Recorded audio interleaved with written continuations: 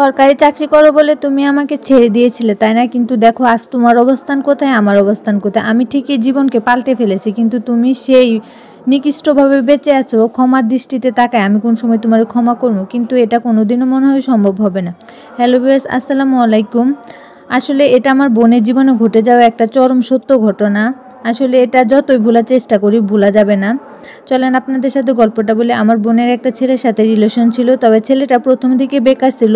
তারপর অনেকদিন পর তার একটা সরকারি চাকরি হয়, কিন্তু আপুকে ছেলেটা সরকারি চাকরির পর থেকে মানে 1 বছর পর থেকে ইগনোর করতে থাকে।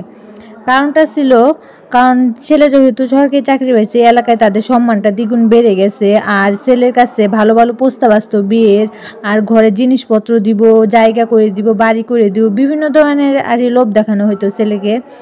তো তখন ছেলের মার কাছে ছেলে আমার আপুর কথা বলছিল, প্রথম দিকে রাজি ছিল। আমার আপুর রূপে গুণে কোনো দিকটাই কম ছিল না, শুধু খালি একটু জাস্ট আমরা মধ্যবিত্ত ফ্যামিলি ছিলাম, তার জন্য ছেলেটা মেনে নিতে পারেনি আর কি।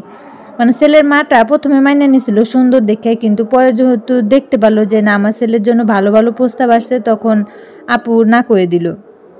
মানে আপুরে না করে দিল। ছেলেটা বলল যে দেখো আমার মা তোমাকে পছন্দ না, এখন এখন যেহেতু আমার মা রাজি না, সেহেতু আমি ফ্যামিলির বিরুদ্ধে যেতে পারবো না।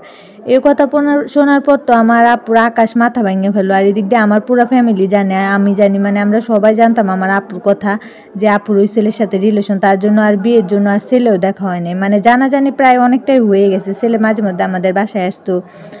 এখন কি করা যাবে, একটা মেয়ের বাসায় যদি একটা ছেলে মাঝে মধ্যে জিনিসপত্র নিয়ে আসে, মানে এমনি আমাদের সাথে আম্মু আব্বুর সাথে দেখা করতে আইতো, বিয়ে ঠিকঠাকই ছিল।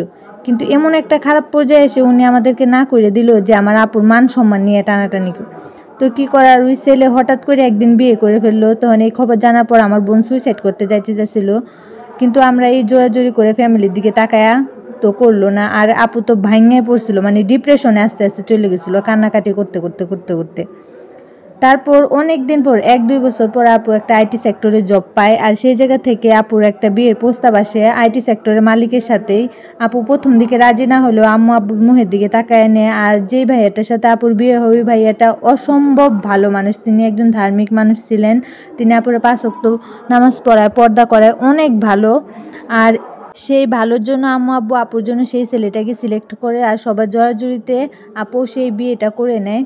কিন্তু আপু যে বিয়ে করে নেয়, আলহামদুলিল্লাহ আমার বোন এত সুখে আছে যা বলার বাইরে। কিন্তু সেই ছেলেটা এত বছর পর, মানে মিনিমাম 5 বছর পর আপুর খোঁজ নিতে আইসা বলে আপু যাতে তাকে ক্ষমা করে দেয়, কিন্তু সে ক্ষমারও যোগ্য না। সে যা করছে, একটা মেয়ের মান সম্মান গেলে আর কি থাকে।